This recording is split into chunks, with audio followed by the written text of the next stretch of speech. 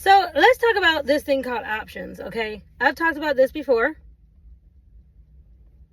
on another past video, but I'm going to bring it up again because this is, this is a big thing. Like, when you're single and whatnot, right? People are always concerned about, oh, I know you got options. Oh, I know you got options, or yada, yada, yada, yada, I got options and everything.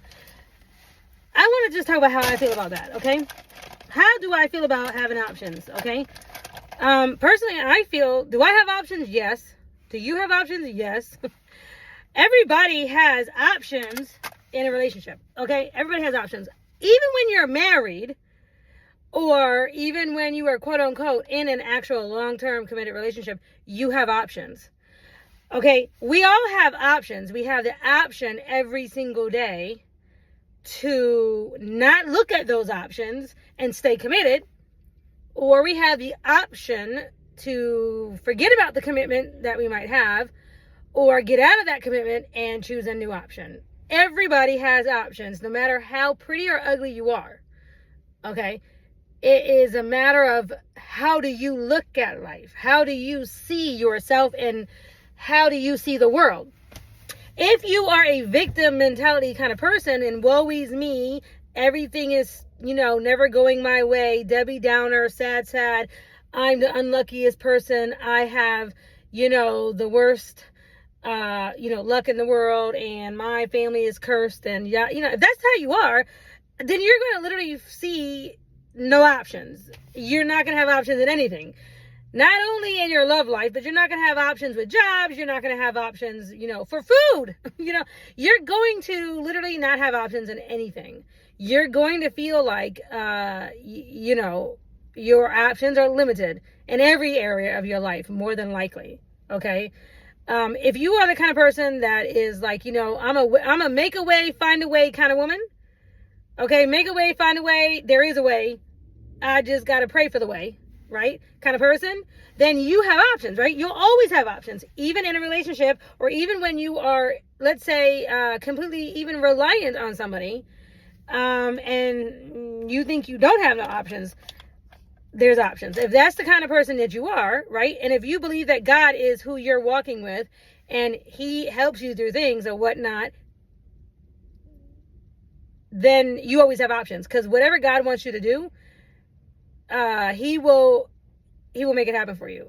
So if you are if you're a God-minded person, if you're a Christian or whatever, you know how it is in the Bible. What did he do? He made a tree grow, extra shade, right? For his servant. Whatever God wants for you, he will move, sun, moon, and stars, whatever, to make it happen for you. If he wants you to, leave a situation, start a new situation, go somewhere, do this, whatever, he will provide the means necessary to get that done, right? And when you know that that's who you're serving, and that's who your quote-unquote partner is that you're walking in life with, then you know there's always going to be a way to do whatever is in his will for you to do, or your best interest or whatever, right?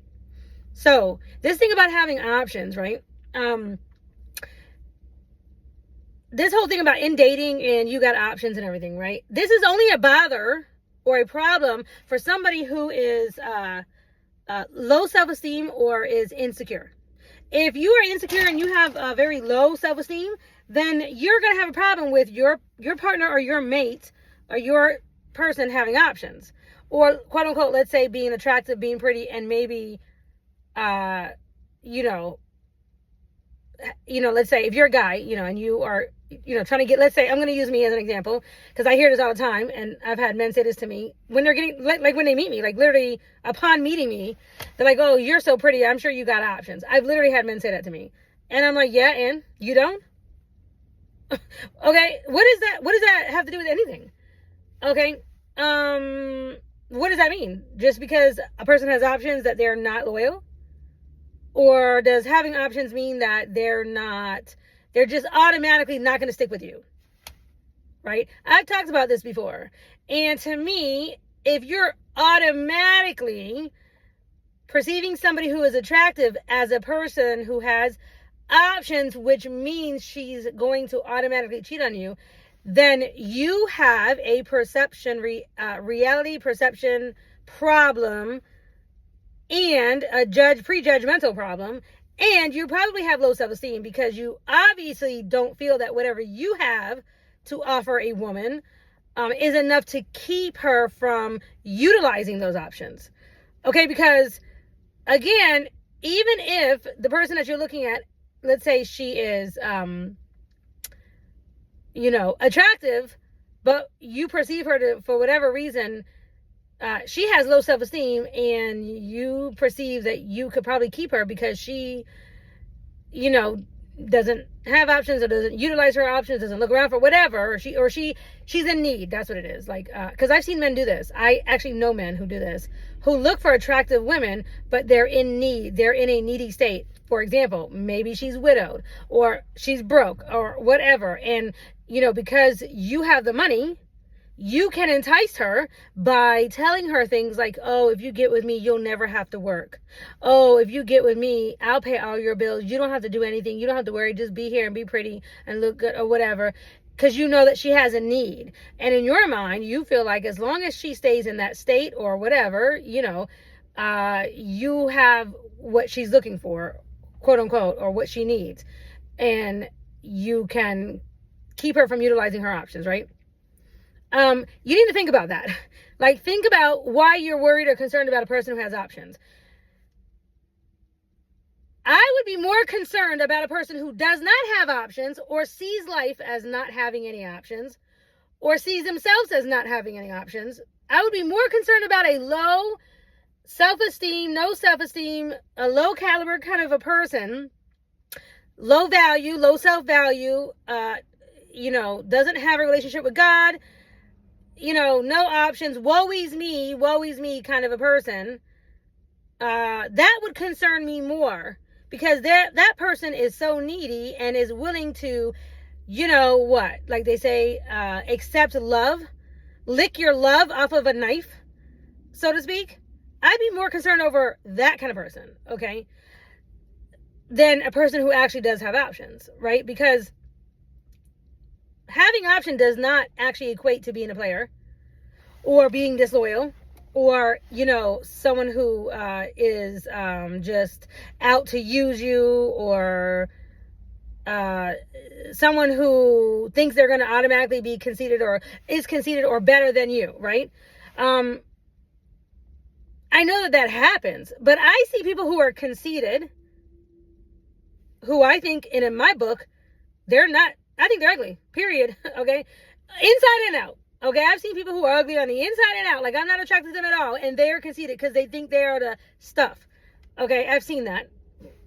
That doesn't stop. Having options, not having options, or whatever, how they look or whatever, does not actually equate to who they are on the inside. I've seen people who literally who are conceited, who have attitude, who are, who think whatever, and they're not even all that. Like, they don't even pull as many numbers or people trying to talk to them, looks or whatever, as I know I get. Okay, and I'm like, wow, I don't even act like that.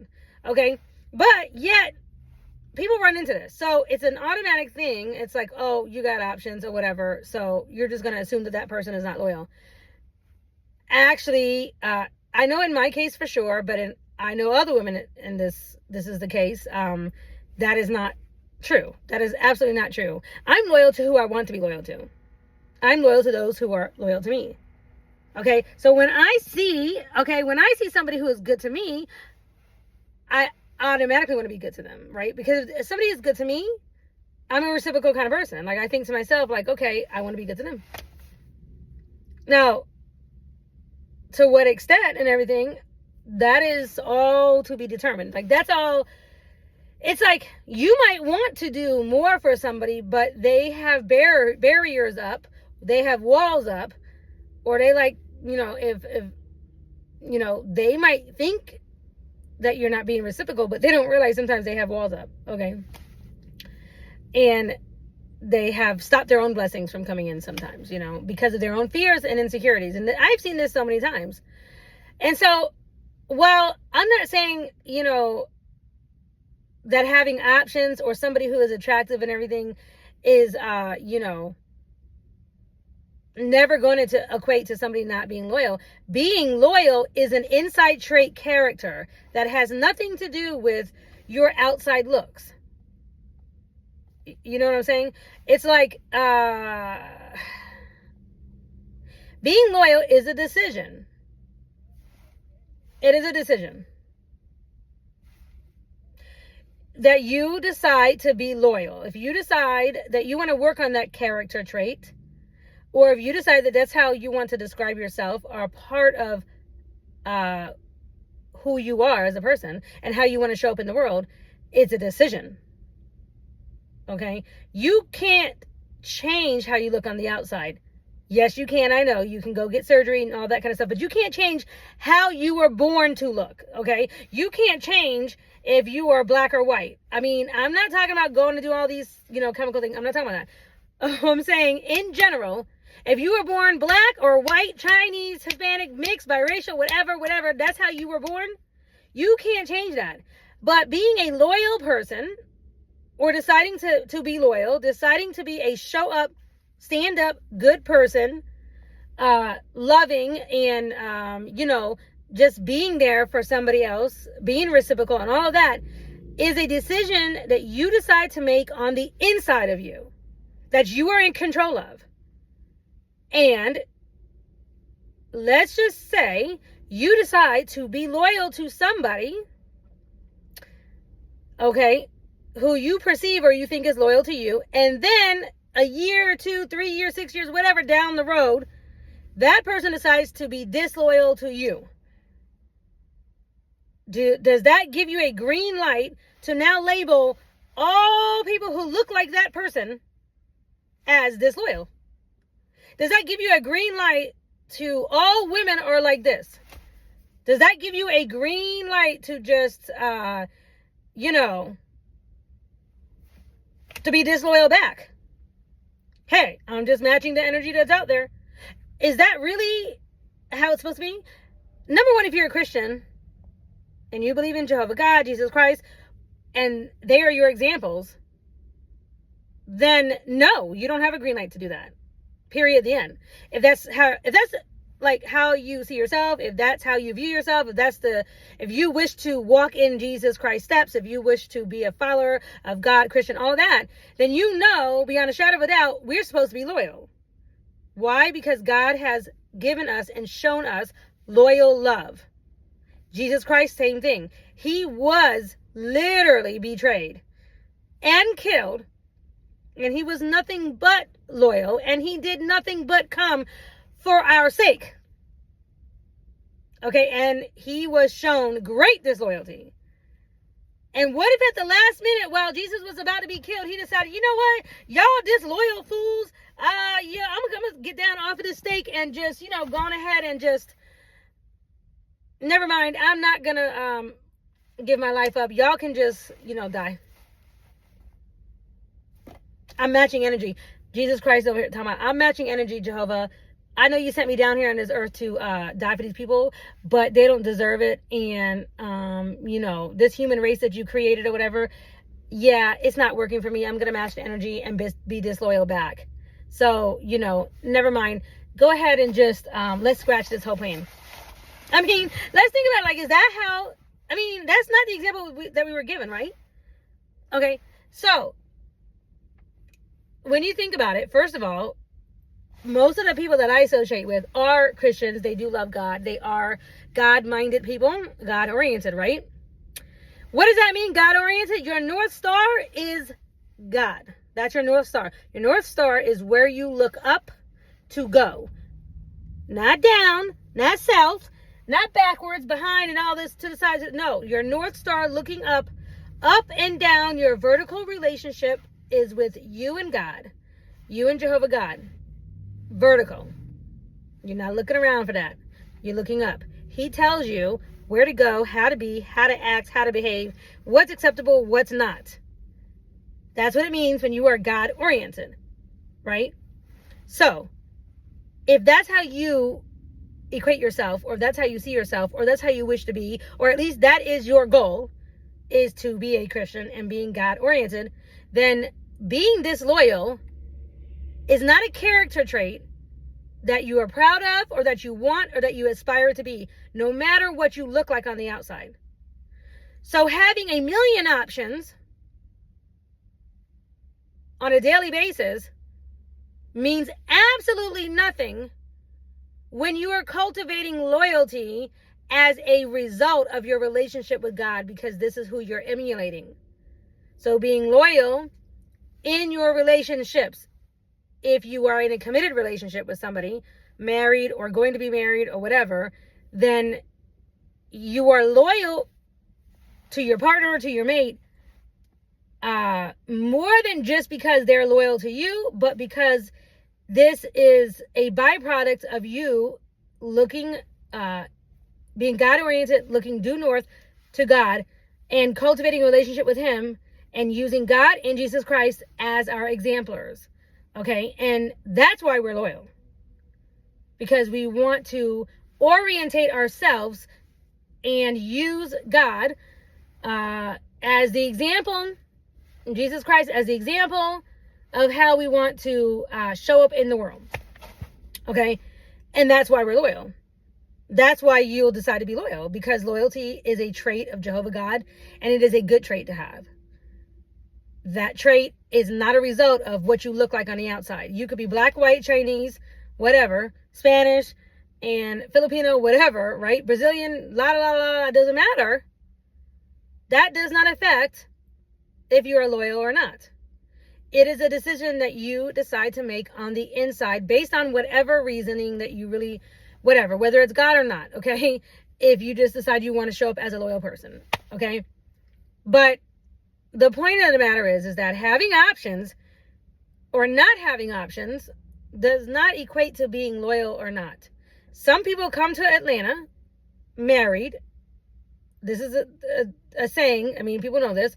But because of the air here in Atlanta, you come here married with a couple and you'll leave divorced, single, right? And I know plenty of people who are like that. And they will say, oh, there's just so many options in Atlanta that, you know, blah, blah, blah, this person, that, no. That's really not the case. It is true that there may be, it may be easier for you to cheat in a place where there's a lot more people and you can get to trouble like right outside your front door. But if you don't want to be loyal to your person and you live up in the mountains, it just means you got to drive down the mountain to be disloyal. That's all it means. If you want to be a disloyal person, you're going to be disloyal here, there, and everywhere. It doesn't matter where you're at. And in fact, you can be disloyal to somebody even like as in just not having loyalty to that person in your heart. If you really just don't even want to be there, even if you haven't actually physically done anything, you just don't want to be loyal to that person. Like, how about like when you know you're in a relationship with somebody, and let's say, for example, you've been in a relationship for, 5 years, 10 years, 6 years, 12 years, 20 years, 30 years, whatever.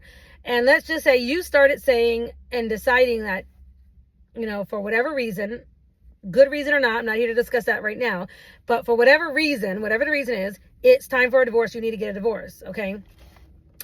And let's say you started asking for that divorce 5 years ago, okay? But it wasn't able to take place yet. For whatever reason, also, life happened, COVID, situations, just things happen. Next, it's been like, the divorce thing hasn't happened for various reasons, but you started asking for the divorce way back then, and you actually even shared, you shared it with the person, you were open and honest about everything, right? From that point on, do you think your loyalty stayed the same from that point on till you actually got a divorce? Or do you believe and feel and realize that the disloyalty probably started happening at the point of saying it's time to get a divorce? Because I've seen this in relationships, right? Where somebody was saying, I want a divorce, I don't want to be with you, but the other person who doesn't want to give the divorce, or situations and things just happened, whatever, and it just kind of, the decision to actually get the divorce dragged out for 5 years or whatever, because somebody wants to hold on to somebody, or stuff just happens, like I said, emergency situations happen, people end up in the hospital, whatever, yada, yada. People die, COVID, like I said, stuff happens, right? Okay. And the divorce didn't actually take place. But do you think during that time, while somebody was ignoring what the person wanted, do you think that that person is actually being loyal? No, they've already expressed that they want a divorce. So the disloyalty, at least in the heart, has started at that point. Whether or not the other person wanted to admit it, whether or not the other person wants to see it that way. Okay? It don't change the fact. It doesn't change the fact that the disloyalty and the disunity and the separation in the heart, in the spirit of that union started at that point. Especially if the two were not actively working on the union in ways that needed to be worked on, like openly, like, okay, we're doing, counseling, or we're actively changing XYZ, blah, blah, blah, and checking in. Now, but like it just drags on, right? I've seen this happen. And let's just say, like, by the time you get to that divorce, by the time you get that 5 years is up, or whatever, however many years or whatever has went by the time you get there, one or both of those partners have already found somebody else. Why? Because the disloyalty started right here. But that person was probably honest. That person was honest. If they said, I want a divorce, like right now, right here, but the other one just doesn't want to hear it, doesn't want to give it, or what didn't happen, or whatever. Okay? What they're saying is that, okay, I want the divorce, and we're going to do this divorce. They probably don't have anybody at that moment or whatever, but the disloyalty is happening. So therefore, when options walk in, or options start, when people start saying, like, hey, I'm interested in you, whatever, of course they're more open to it, because they've already made it widely known that they're getting a divorce. It just hasn't happened yet. Like, it's not on paper yet, but the divorce is happening. Can you fault this person and call them disloyal for that? No! No, because that person was being honest with the other person, saying, I want the divorce, AKA, I don't want to be loyal to you anymore. AKA, I don't want to sleep with you anymore. AKA, I don't want to be your wife, or I don't want to be your husband. AKA, I don't want to be a family with you. AKA, you understand what I'm saying? They know. Like, likely, either arguments have happened, or conversations have happened. Stuff has happened where it is very understood that the union is broke down. But what happens with the person who doesn't want to give it up? The other person who doesn't want to give up the divorce. What happens? Oh, woe is me. All women are disloyal. All men are disloyal. Everybody cheats. Oh, look. I was, let me just, try to get everybody's pity and collect sympathy from everybody that I possibly can, because, I was lied to, and I was whatever. I've seen this kind of stuff happen, and when somebody just doesn't want to accept the truth, I've seen it happen, and I've even experienced this, and it's just like, come on, let's get real. I got it on video where I started saying XYZ, like, this is what, whatever, like, this is, I got people who were reminding me that I was, running away from a situation years prior. Like, I was just being nice to even let it hold on that long, right? But the thing is that this kind of stuff happens all the time. And this person, the one who was being honest from the very beginning, just because maybe that piece of paper wasn't all the way signed or whatever, even though it was known that this is what's happening and this is what's going down or whatever, that they want to label this person, the person who doesn't want to let go of the person, the one who wants a divorce, they want to label that person so bad and make them look so that they have no chances of ever finding anybody again, because they want them to come running back to them. Like, you weren't able to find anybody out there, so you're going to have to come back to me, and, blah, blah. No, it doesn't work like that. That's not real loyalty. That is not, like, that doesn't fool nobody. A good woman or a good man is a good woman and a good man. Here, there, or anywhere. If she loves God, she's going to do that. Here, there, everywhere, this state, that state. If she really is a loyal person, and, like, someone like me, like, I know I'm a loyal person, and I'm also very mouthy, and I'm also very, very vocal. And when I say what I say, like, this is not working, I don't want to be with you, whatever. When I say that, you can hold on as long as you want. But I've told you the truth now. So it is what it is. You're not going to label me as being disloyal or, this, that, and the other. It ain't going to work. It's not going to work when that's not the truth. Also, God knows what the truth is. He saw the conversations. He was there. He was there and present and saw the whole thing. What you said to who, when, and exactly. He knows. You can't fool God. And God, will pull back. He will pull back in his support of you. If indeed he knows that you were the one lying and racking up that type of karma. Like you're lying, you're not being truthful, right? He knows, and he won't support you. He will not bless your efforts in moving on, right? So the fact is that having options and everything, it does not necessarily equate to being loyal or disloyal. But the other person who may be looking at you as having plenty of options because you're attractive or because you're pretty on the outside, or you can attract the opposite sex easily, what you're really dealing with usually is somebody who is extremely insecure. So if you're insecure, then ask yourself, okay, why am I insecure? Do I want somebody who's ugly? Do I want somebody who has no options? And if I want somebody who has no options, why? Where is that stemming from? Why do I feel safer with somebody uglier and easier for me to control? Or somebody who's not as smart? Or somebody who's needy, who needs money, or who needs this, or who needs that? Like, why? Why do I want to say... Why would I not want to step up? Like, why would I not want a higher caliber woman or man? Okay. And I bet whatever the answer is has to do with some sort of shadow work that you haven't done. And the answer is going to lie somewhere in the range of your insecurities reaching back to your childhood. Maybe you have mommy issues or daddy issues, and you have not worked on them. You haven't actually faced those issues. And so because of your insecurities and because you lack the value inside of yourself or self-esteem, or you've been hurt before in past relationships, or whatever the case is, whatever the trauma and triggers and things that you have, it is easier for you to go for somebody that you perceive to be without options. AKA uglier, dumber, whatever. No job, broker,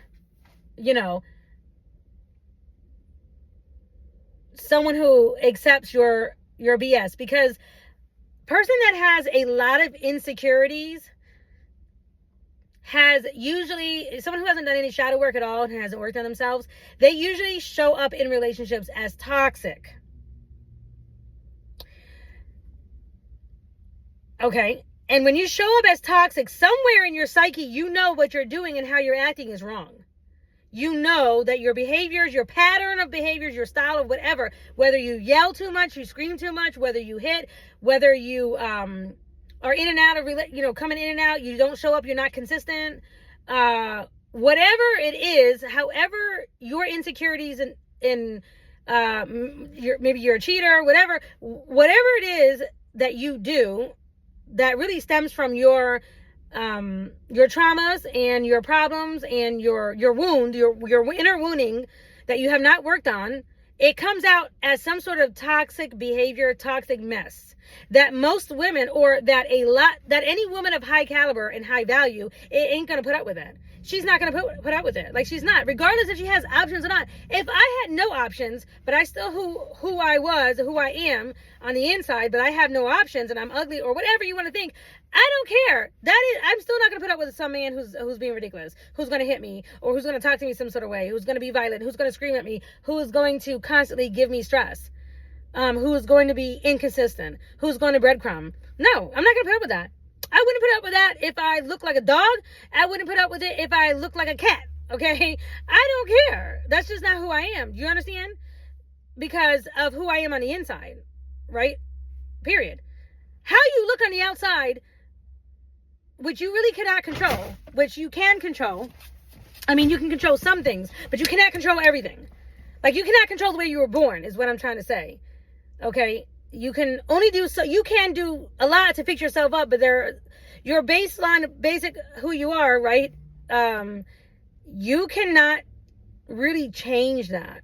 You cannot blame yourself for who your parents are, right?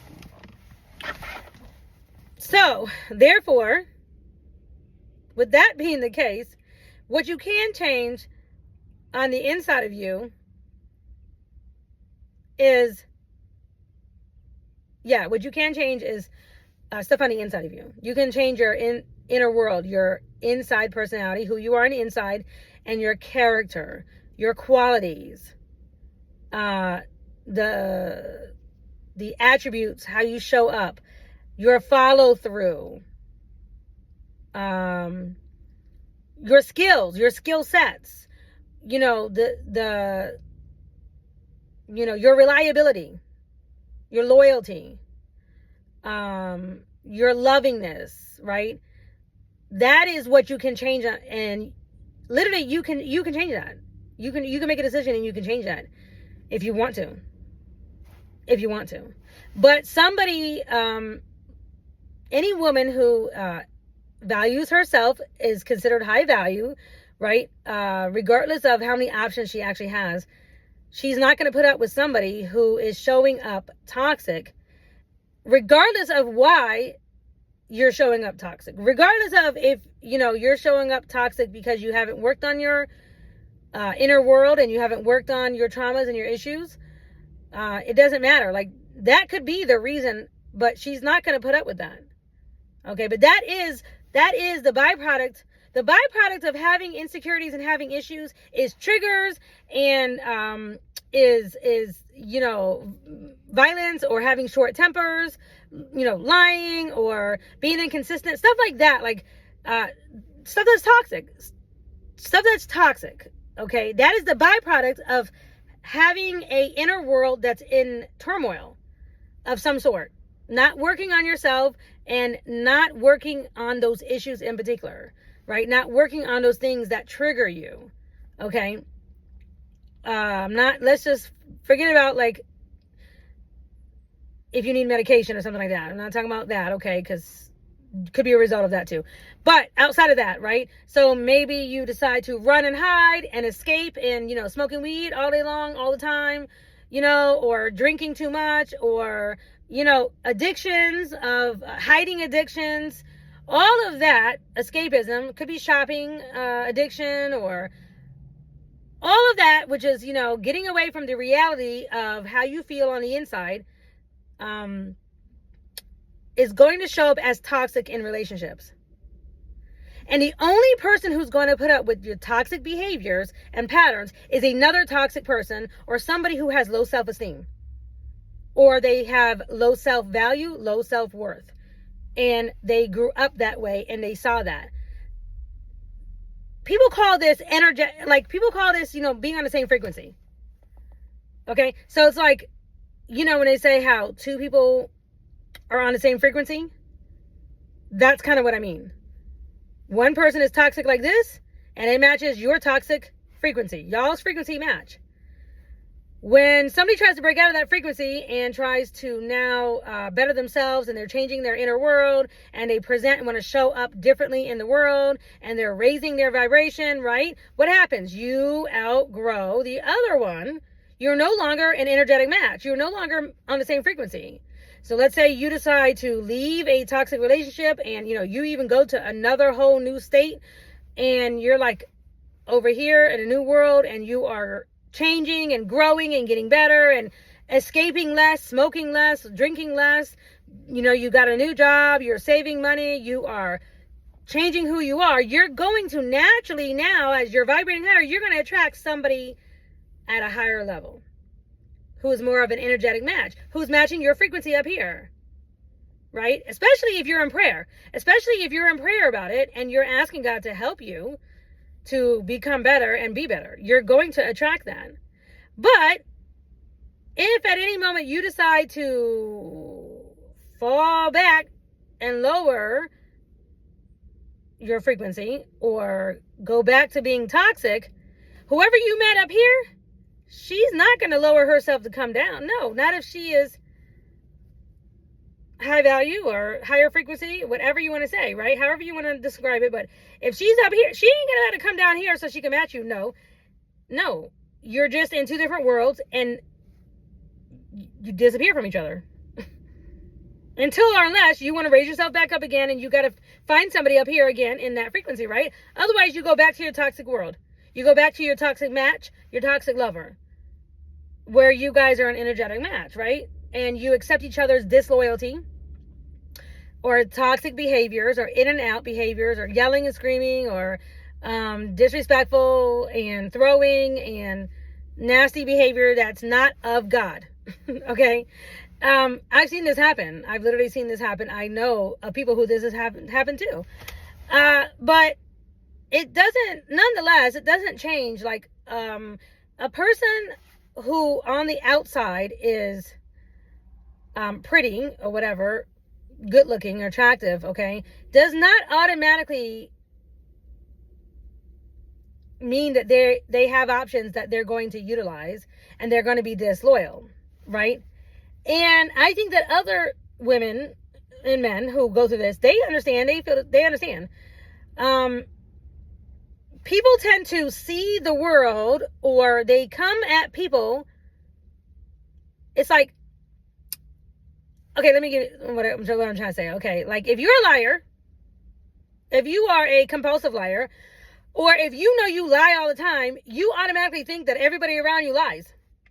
Why? Because you're a liar. You're like, oh, everybody lies. I lie about this, that, and the other. So, I'm just assuming that person lies. So if I know that I'm a hot liar, like everything that comes out of my mouth is hot garbage, and I'm just a liar, and I'm, and that's just who I am, then when somebody like me, let's say, is talking to you, you're going to assume that everything that I'm saying is a lie. Because that's how you approach the world, because that's how you show up in the world. That's called projection. That is pretty normal. This is the reason why someone like me who tends to, I give people the benefit of the doubt, and I don't like to think the worst of people right away. I like to always give people the benefit of the doubt, and I wait for people to show me who they are before I just assume that most people are coming from a good place. And again, people, you can see what you want to see. So if I'm saying that most people are like me, I feel like most people are good people in general, I will see examples of that throughout my day, right? And I will prove to what I'm saying is true. So what do I mean by that? The other day I saw, I was checking out and I saw a gift card that was lying right there on the counter. And I saw several people, because I was standing in line, I was looking at them as a self-checkout, and I saw them, they looked at the gift card and they just left it there. And, I was like the third person. Then I got there and I saw the gift card, and I called the person, the cashier person who was watching us. I said, there's a gift card over here. I don't know if it's used or not, or if it's, good or not, but it's just sitting here and it appears to be nobody's. I don't know. But in my mind, I looked at it as, I don't know if somebody left it. I don't know if it's whatever. But I just saw several other people who had the option of trying to swipe the gift card to see if they could get their groceries or their stuff paid for with that gift card. But they didn't. At least two. And then me made the third person who did not do that, right? And in fact, actually told the cashier, like, hey, come and check this, because maybe they're going to come back for it. Maybe this is somebody's, or maybe it's nothing. I don't know. But it's not mine. Okay, so for me, I'm looking at it as like, well, the majority of us are going to come and approach it as like, we're not thieves, and we're generally good people. And that's what I see. I see examples of generally, as a general whole, most people are, I would say, good. I don't feel like everybody's out to rob everybody, kill, murder, steal, and all that kind of stuff, right? But that is my personal outlook. And then I've seen some people who have the outlook that everybody is out to steal your stuff, rob you, choke you, kill you, and tie you up in the Brooklyn basement. Okay. And why? It's because they've been guilty of doing some of those things.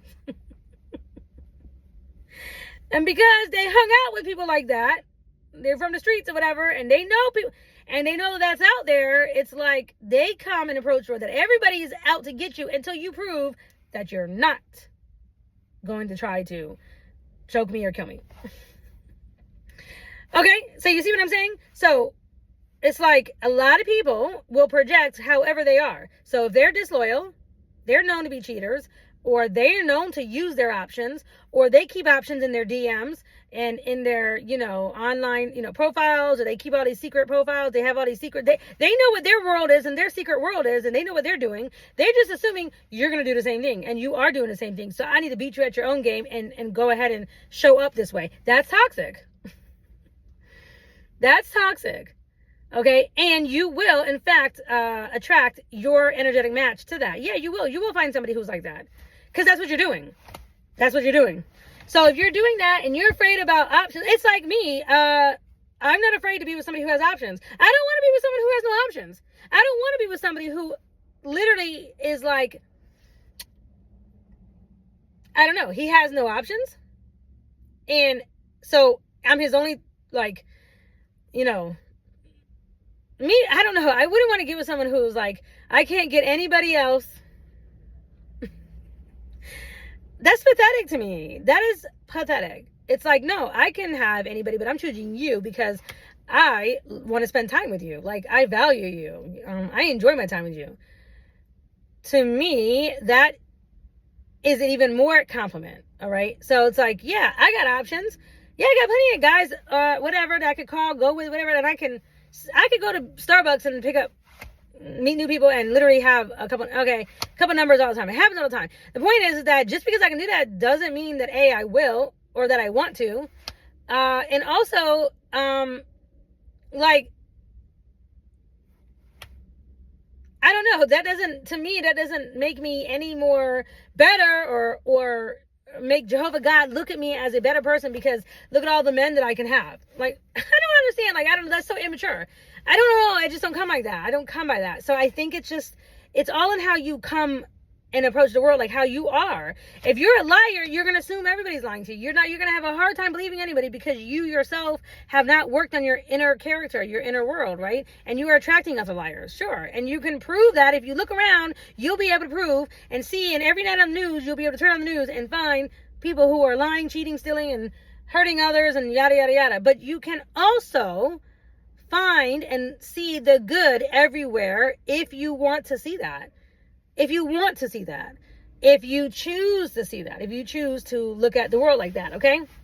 So, anyway, as far as having options and everything, if you want somebody who has no options and you want somebody who is a negative Nancy and somebody who, is like looking at you as their only person they can ever have, and, like they're broke, busted, and disgusted, as they say, if that's what you want, and that makes you feel better, then you might want to ask yourself, why? Why do I not want anybody who is a challenge to me? Or why is it that I don't want, iron sharpens iron? Why don't I want to upgrade myself, up-level my life, and up-level those who are around me? Why? Okay, if you are specifically seeking young women out who are immature minded, it doesn't even matter really about your age, because I know people who are older than me who are more immature than me, and I know people who are younger than me who look older than me because they're also immature and they like to drink and smoke all day long and dry out their skin, and they got gray hairs young because they're depleting all their minerals in their body and they don't value their body. And so therefore, because of that, they're also out there sleeping with God knows who, and they're making themselves look older, all because of their lifestyle and because of how they are, how they show up in the world. They want to be a certain, they have a certain, that's the caliber that they are. And they're not asking themselves why. Why am I actually attracting this? Or why do I want this? Why am I choosing this type of way of living when I know there's a whole different way? I could choose to be something different. I can decide to be something different. And if you don't believe me, ask ChatGPT. Chat will tell you. If you don't know what to do, ask her. Download the app and be like, Chat, how can I upgrade my life? How? How can I change my personality? How can I change?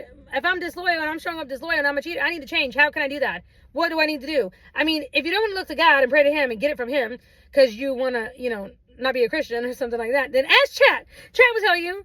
AI will tell you for sure. You can literally Google it. Like, you can just, totally get the answers online. Just be like, yo, I need to like change some things. I need to show up as a stable-minded person. And, I want to show up as a real, king, so I can attract a queen, okay? And even chat will tell you, it's not hard. This is not hard. This is not hard stuff. But if you are scared because the queen that you want to attract has options or whatever, I got news for you. If you decide to attract, a what do you call it? A puppy dog. What is it? And they say, a joker, not a joker, a pup. I forget. It was what do they call it? Puppy dog, whatever that card is. Not hearts. It's the puppy dog or puppy, whatever. Paws or whatever. You know what I'm saying? If you want to attract somebody like that or whatever, I got news for you. That person has options as well. Everybody has options. It's a matter of, do they want to use their options? Do they see that they actually have options? Are they going to utilize their options? Everybody has options. Everybody has options. Just not everybody wants to use them. And also, too, not everybody, actually knows what to do with the options when they do have options, And some people are like me, and they're just content with one. So when I find one and pick one, and he's whatever, then I'm good. I don't need, I don't need options. I don't care who is making himself as an option, right? But at any given moment, at any given time, even in a marriage or even in a committed relationship, you can choose to decide something different. Anybody can. Anybody has that as an option at every given moment. Even if you are married on a desert island, you can decide to get off of that island and get unmarried. And that's an option if you choose to utilize that option and do that. So unless you're going to control somebody and take away all her, avenues of options, and you're going to try to just barefoot and pregnant her, and, keep her tied up in a Brooklyn basement or whatever, unless you're going to do all that, she's going to have options. And I guarantee you, even with all that, if she's a woman of God, she's going to have options, because God will literally break those shackles. If it don't matter, he will do it.